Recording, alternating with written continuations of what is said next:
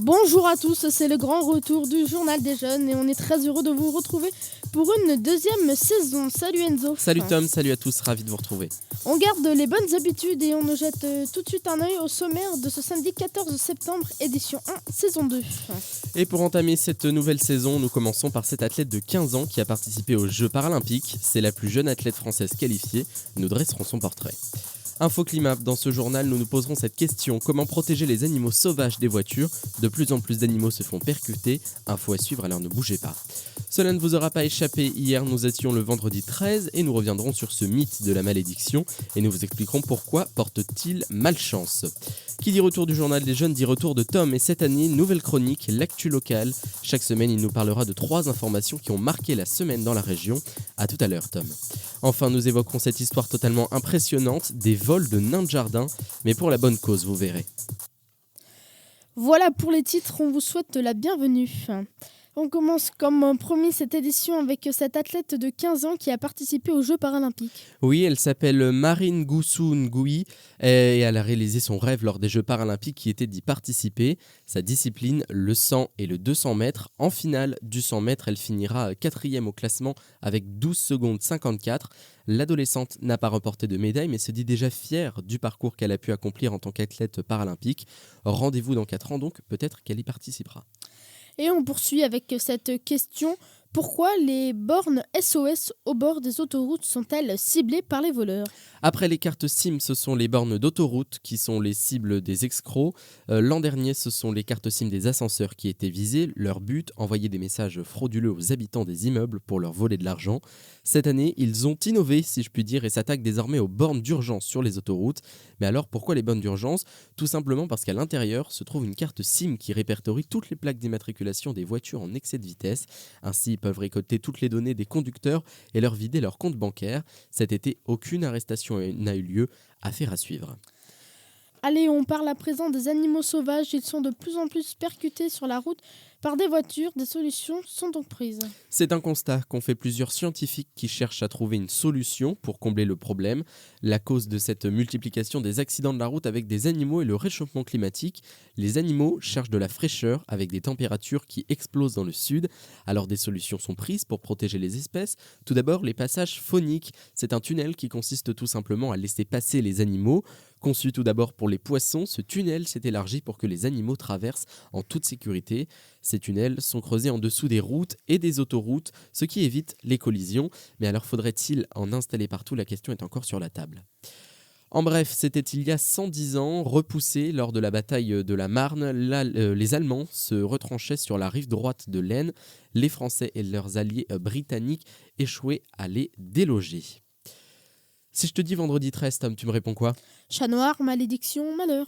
Eh bien, cette phobie porte un nom. Si tu as peur de tout ça, c'est que tu es paraskevidécatriaphobe. Cette phobie vient en fait des Romains. À l'époque, le chiffre 13 détruisait le chiffre parfait qui était 12. En effet, on comptait 12 heures de jour, 12 heures de nuit, 12 mois dans l'année, bref. Dans les immeubles, on passait même de l'étage 12 à l'étage 14 sous prétexte que personne ne voudrait habiter à l'étage 13. Attention, ce n'est pas parce que tu es dans le 13e dans la liste de ta classe que cela va te porter malheur. Chacun est libre de croire ce qu'il veut. 15 ans. Oui, 15 ans, c'est l'âge de Eman Bickel, américain ayant inventé un savon contre le cancer de la peau.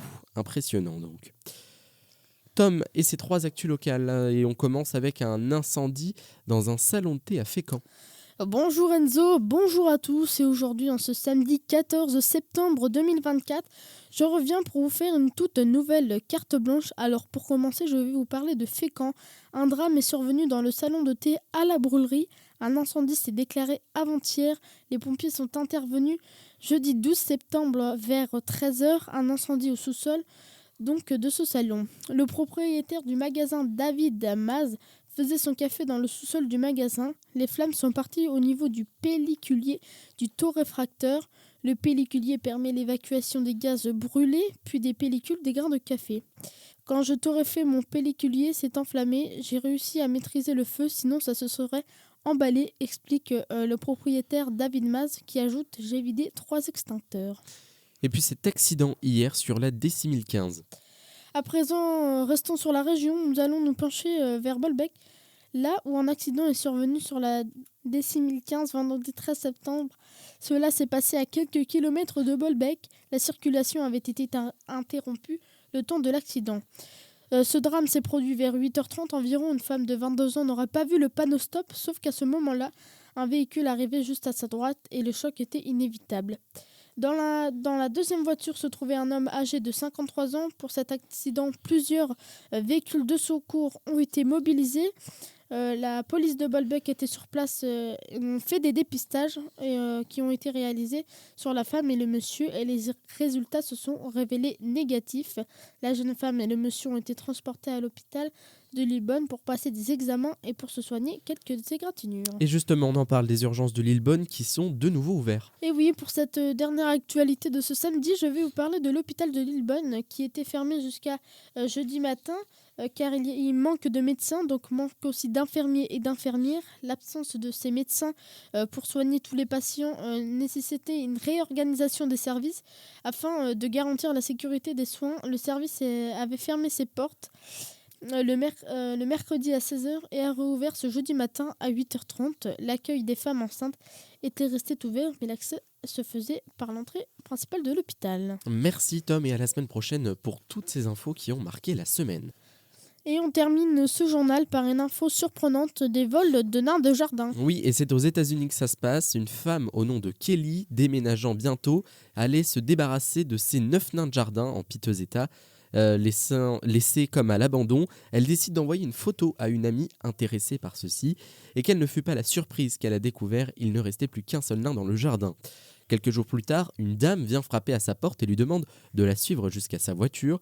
Une fois arrivé, le coffre de la femme était rempli de nains de jardin, les siens, mais repeints. Ce n'était pas un vol mais une restauration, donc la dame lui a expliqué que des retraités s'occupent de restaurer des nains de cet état. Tout est bien qui finit bien donc.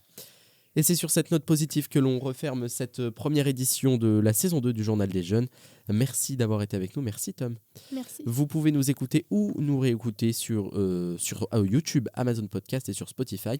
On se retrouve la semaine prochaine. Salut.